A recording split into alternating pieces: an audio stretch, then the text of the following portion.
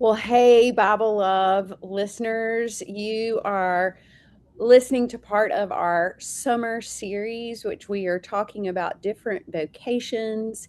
And I'm really excited to introduce you to our guest this week. But first, I want us to say a prayer. So the Lord be with you.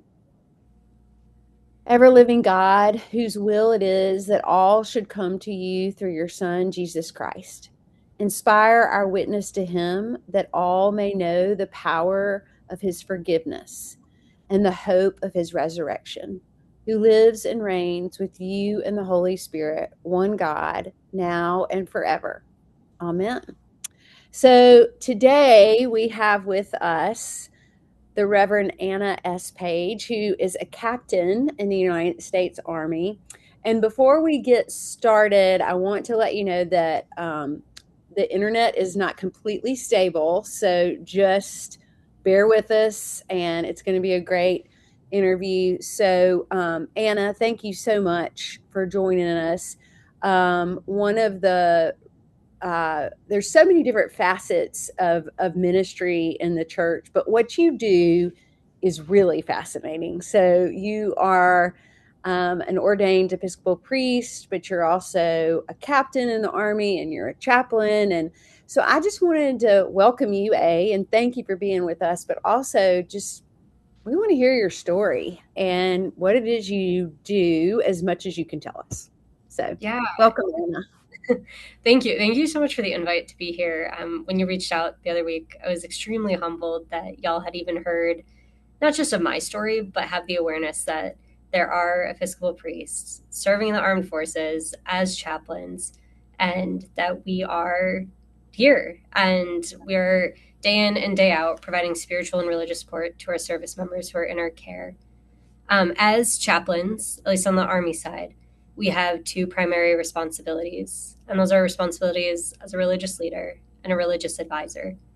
So, as a religious leader, the work that I do day in and day out looks very much like what a priest in our church would do in a parish setting, where I'm having counseling sessions, I'm writing reports, I'm doing research, I'm developing educational seminars, I'm hosting religious services, I'm providing the sacraments, the normal work of a priest.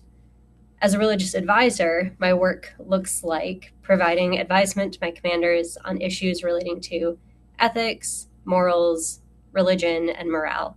So it's this neat dual hatted role where I get to be Mhm. fully priest and fully officer on a staff at the same time. And Yeah, every I day is love that. dynamic. One of the most unique One of the most unique aspects of the vocation, though, is that as an Army chaplain, we quite literally go where our service members are or where our soldiers are. So for myself right now, I'm serving with an aviation battalion, so a bunch of helicopter pilots, which means I spend part of my days on the flight line getting to be in ministry and have ministry of presence with our pilots, the aviators, around our helicopters, being fully present and fully embodied while also fully integrated and enmeshed in the operational world of the Army. So it's fun. At the end of the day, it is a You're fun, doing sacred some cool calling. stuff, I bet. You're getting to, I mean, helicopters. It, That's awesome. yeah, I'd be lying if I said the shop wasn't also just really cool at the end of the day, right? Like it is very Yeah. much a calling, but it's also very, very cool. Yeah. So tell me about that. Was the calling to serve in the army first or the calling to serve as a priest first? Or did they happen together? How did that work for you? Yeah, yeah. And you're no stranger to how God works in some I'm not. mysterious ways. So it was a dual calling. So what came first though was the army. When I was in high school, I was living with my dad at the time, and he sat me down one day during my junior year. He's like, Anna, how are you going to pay for college? I had, as a kid, made the assumption that my parents would pay for Right. college, right? That's what the movies tell us. That's what TV shows tell us. Right. Um, that was my reality. So my dad, though, in a very thoughtful way, laid out a few options for me and encouraged me to do some research. And one of those options was ROTC programs or the service academies. So I began to look into military service because in high school I had a keen interest in public service, in politics, in policymaking and governance, but ultimately had a sense of duty to country into something greater than myself. So, did more research, learned that the mission set of the Army was most appealing to me of all the service branches. I applied for an Army ROTC scholarship, was thankfully granted a 4-year scholarship to go to Wellesley College in Massachusetts and do ROTC out of MIT, the Massachusetts Institute for Technology. So I started off undergrad as dual student and cadet in an ROTC program. As I was starting that program, one of my instructors, and still I fully believe this to this day, that this was providential, looked at me and said, "Anna, have you thought about the Chaplain Corps?" And I was like, "Sir, I don't even know. What's a chaplain? What's the Chaplain Corps? Also, where is this coming from?" Right. And right, like out of nowhere, to this day, I still don't know what it was that inspired him to ask me. But I'm so grateful that he did, because then he connected me with an Episcopal priest and active duty Army chaplain who he knew. And I had my first informational interview with this chaplain, learned about what it was to be an Army chaplain, what that sacred calling looks like. And that was the seed that was planted that then germinated and grew into my calling to the priesthood by way of military chaplaincy. So through it all and through the discernment process, fully discerned that I am indeed called to the priesthood, and currently the vocation in which I serve that out is as an active duty chaplain in the Army. Amazing. So did you know the Episcopal Church, or was it this Episcopal priest that helped you, or Episcopal chaplain priest? Yeah, so I did know the Episcopal Church. I had actually just gotten back into going to an Episcopal church when I got to undergraduate. So this is, to me, another part of the story that leads me to fully believe that this is a calling. When I got to undergraduate, I'd called my parents and I said, "Hey, I'd like to start going to church again." In high school, I wasn't really interested in religion or spirituality, but I said, "I'd like to start going to church again. Do y'all have any recommendations?" And there were only a few churches in the town of Wellesley, but one of them was an Episcopal church. And in that phone call, my mom and dad, they're divorced, but I called both of them, and they both reminded me that I had actually been baptized in the Episcopal church. My family, both on my mom's side and my dad's side, had a long lineage in serving in the Episcopal church, and they encouraged me to go. And when I attended my first service as a young adult at St. Andrews in Wellesley, I, for the first time in a long time, felt that I had found a spiritual home within the Christian tradition where my soul came alive, my heart felt filled. I had profound appreciation for the balance of reverence and tradition and liturgy and the sacraments, while also for the first time ever in my life, seeing a woman presiding at Mass and a woman preaching, and I saw myself there. So, I love that. right, and this multi-strand story, if you will, it all came together, and this is where, to me, it is just calling, where I found home again in the Episcopal Church. I saw myself being called to the priesthood. I understood my vocational calling then to be as a military chaplain.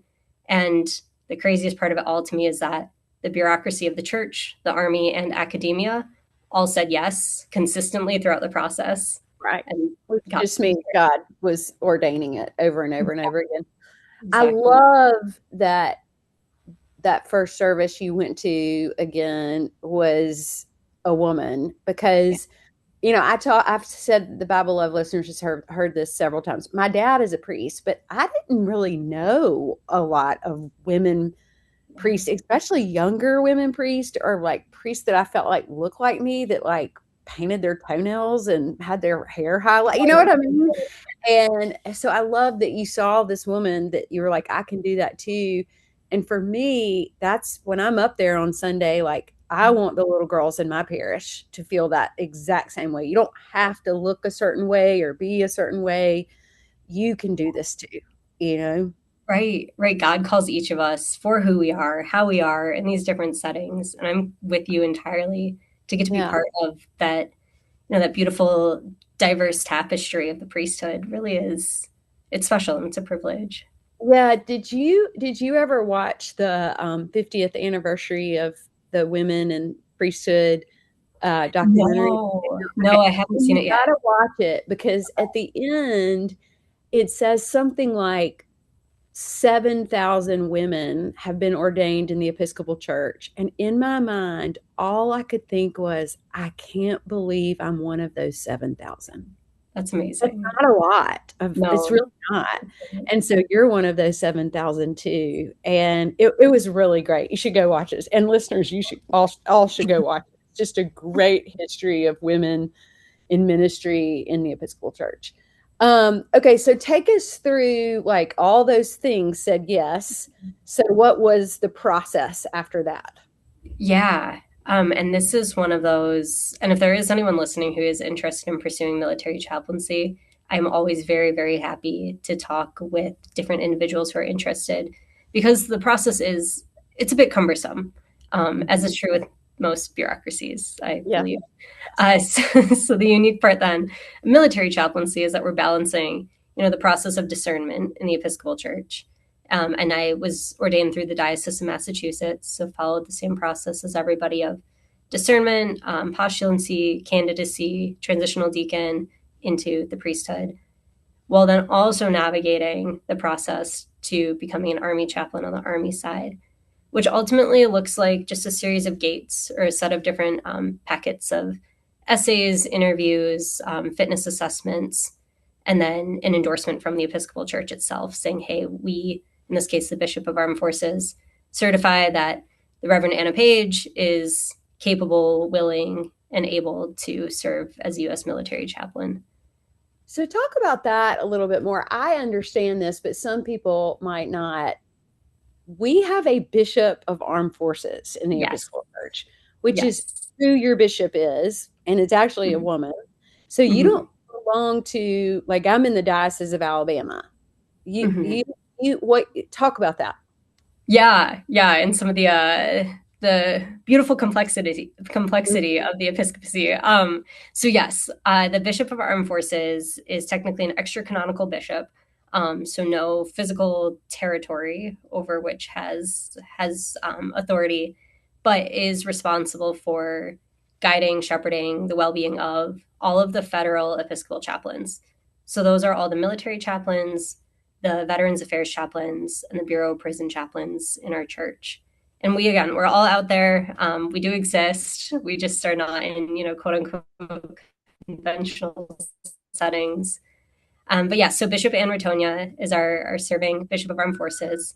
I do simultaneously, and every chaplain does, retain canonical residency. So I still have my canonical Okay. residency in the Diocese of Massachusetts. Okay, I wasn't sure about that. Okay, okay.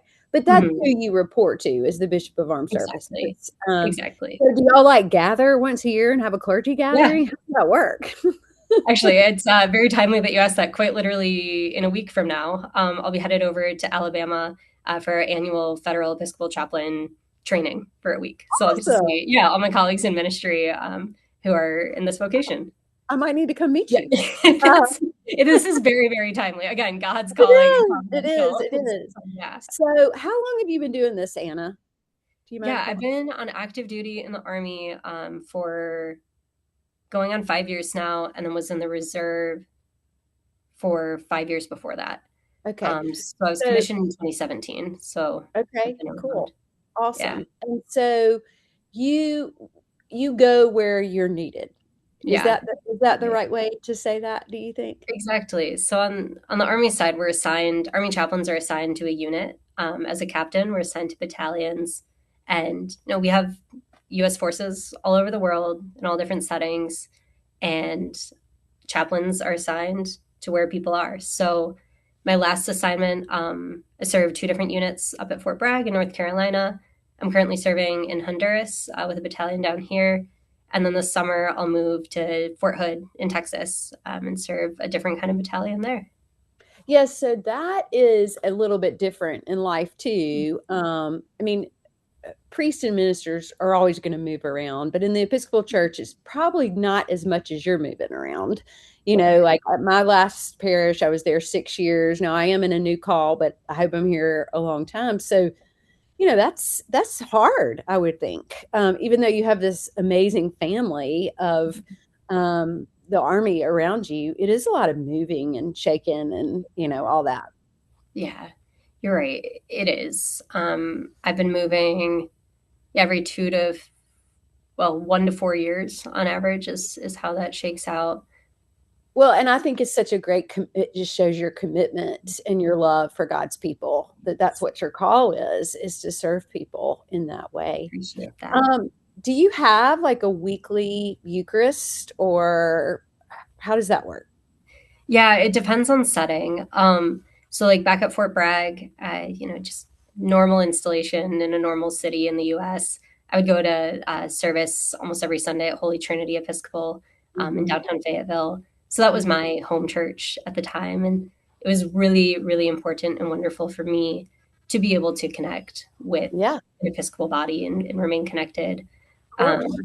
Being here in Honduras, it's slightly different. We are pretty isolated in our environment and in our location. There are only two chaplains on the installation, and we co-host service together, but also need to keep in mind the direct needs of the community. So Yeah, service is a little bit different down here, but that only further underscores the importance then of I, as a priest, maintaining my own spiritual disciplines, keeping up with the daily office, checking in with other priests, being connected, and getting the Eucharist when I can. well, that's what I was going to say. Like, you have to find that for yourself. It's hard Mhm. enough to do it in a parish, Yeah. because you're always serving everyone else. For me, it's my weekly healing service, because it's just a much smaller group and I can kind of feel nourished in that. But yeah, to find that and be connected and stay connected. Well, I'm one of your connections now, so Thank you you. call. I appreciate that. Um, and I just think what you do is so fascinating, but also so important.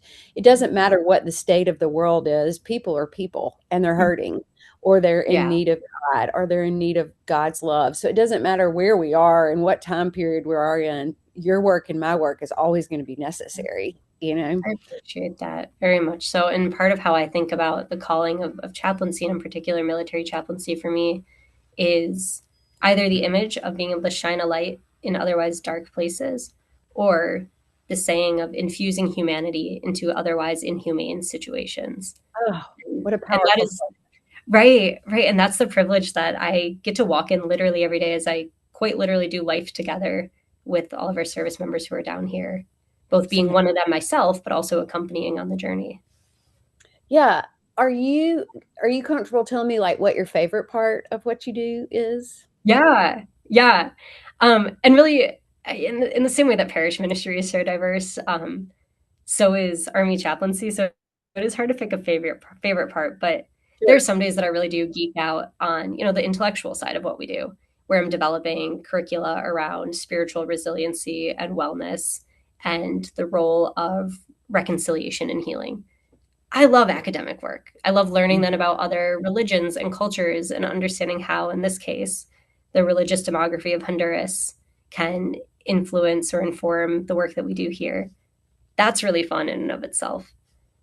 But the most, I would say, profound part of what I do really is the part of getting to do life together with everybody, Yeah. especially here in this setting. It's almost the village vicar model where, no matter Yeah. where I go and walk around, I'm saying hello to people, I'm checking in, I'm asking them how they are, they're confiding in me and trusting me, whether it's, a happy moment or a moment of profound stress and trial, but being seen as literally an embodied confessional, or that visible witness of the invisible God to people. It's not something I take lightly, but it is extremely meaningful to me, and it's a privilege. Yeah, I could totally see that. I think I told you this when we talked on the phone, but the only like experience I've really had, well, I lived in Southern Pines, North Carolina, so I had a Okay. lot Yeah. of parishioners at Emmanuel in Southern Pines, Mhm. or members of the armed forces that were there. But I did my CPE in a VA hospital. Yes. And so Yeah. I was very far away from being ordained, but I just saw the importance of just what you're saying. It just reminded me of just that presence. And Yeah. even though I'm not specifically working with veterans or armed forces or military in any way, um, I do get what you mean. Just being that presence for people feels like one of the biggest gifts from God that I could have Yeah. ever have, that I have been entrusted with that. Exactly. Right. The Even though power.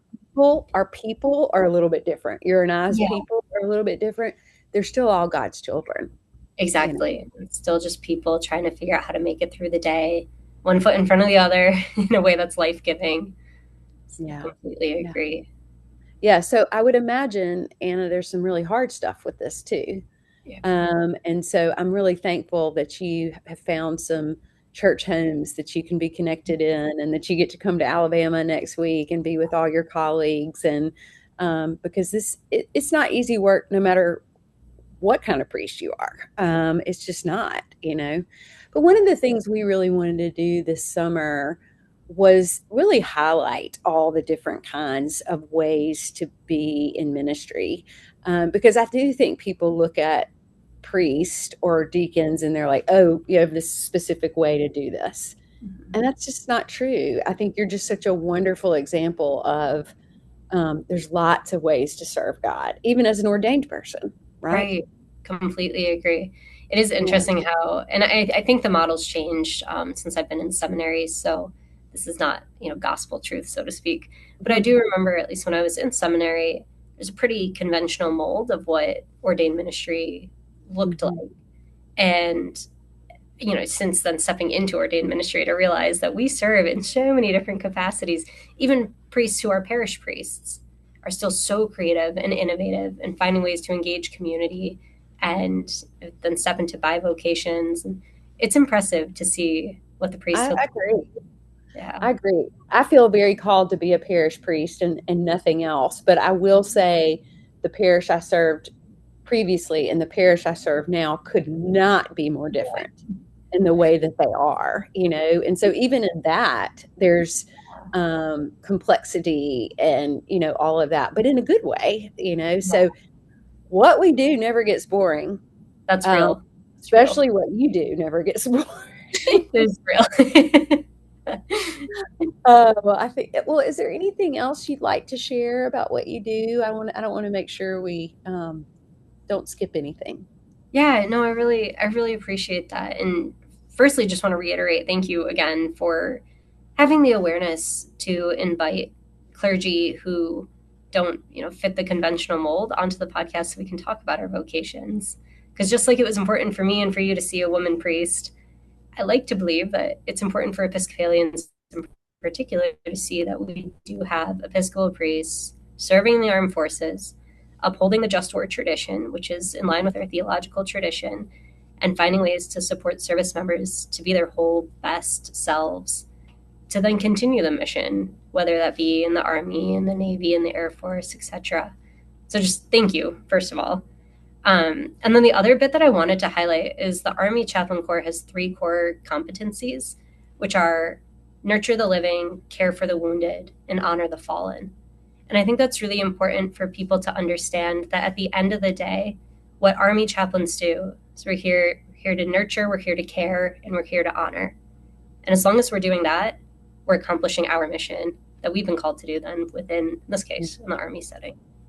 Well, I mean, I think that can be said for any setting, but I love that that's such a True. strong, I love that that's such a strong part of your ministry and what you do.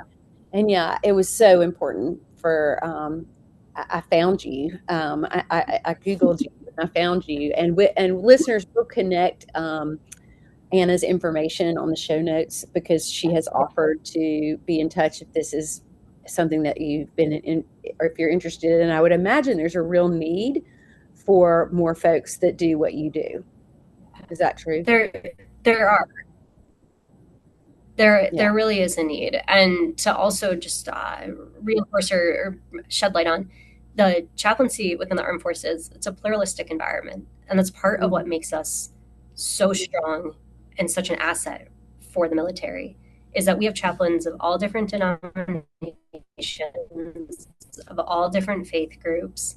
We are here as chaplains because of our First Amendment right of freedom to express our religious beliefs, but also freedom from the establishment of a state religion. So the pluralism in the military chaplain corps, it's inherent to who we are. So even if there are listeners who, Yeah. are not priests in the Episcopal Church, or, are not even Christian listeners, but are clergy in other religious traditions, like there is a place for all clergy in the military chaplain corps. Whether again, that's the Army, the Air Force, the Navy. So yeah, I want to highlight that as well. I'm so glad you said that. Yeah, we have all kind of listeners. It's been amazing to me. I mean, I'm sure that most of them are Episcopalians, but there Fair. are lots of different people, and we've had lots of different clergy of different denominations. In fact, last summer we highlighted different denominations and clergy because sometimes we can just be like, "Oh, we're the best. We're Episcopalians," you know. And we have to remember there's a lot of people out there that serve God, not just a small 2 million that we love to be a part of. Well, Anna, thank Exactly. you so much. Thank Please you. know that what you do is so important, and you are loved and supported and prayed for.